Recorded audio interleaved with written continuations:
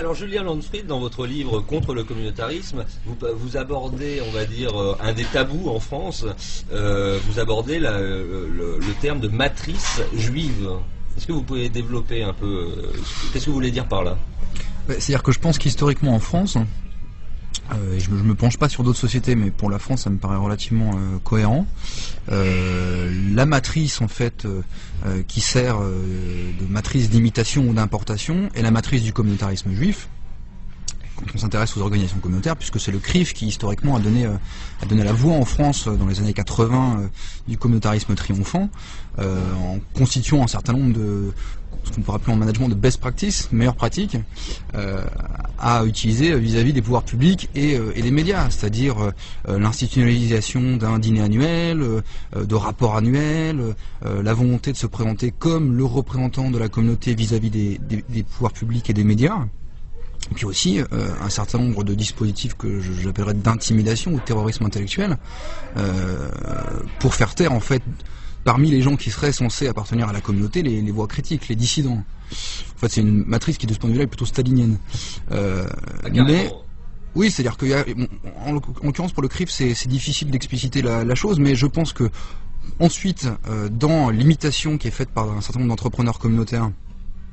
de la matrice du communautarisme juif, il y a une forme d'importation de méthodes militantes d'extrême gauche qui sont à la fois basées sur le principe de l'avant-garde,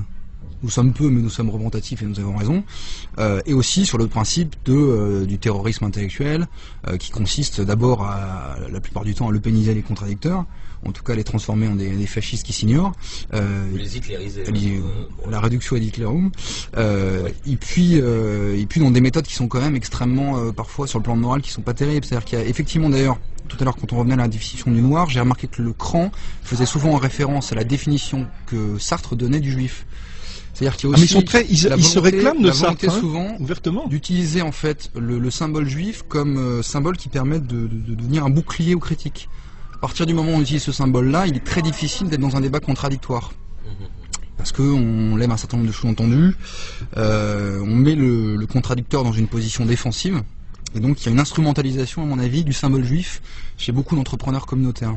Mais pour revenir effectivement à la question initiale, il me semble qu'en France, il est indéniable que c'est le CRIF qui a donné la voix, et que c'est le CRIF qui est en passe d'être imité, parce que pour un certain nombre de personnes, c'est une matrice qui a réussi. Voilà, c'est ça, ouais. Que effectivement, quand on voit la moitié du gouvernement se rendre au dîner annuel du CRIF,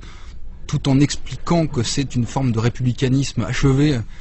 bon là on est soit dans la tartufferie, soit dans la médiocrité absolue du personnel politique, mais en tout état de cause, on ne peut que constater que ça fonctionne à peu près.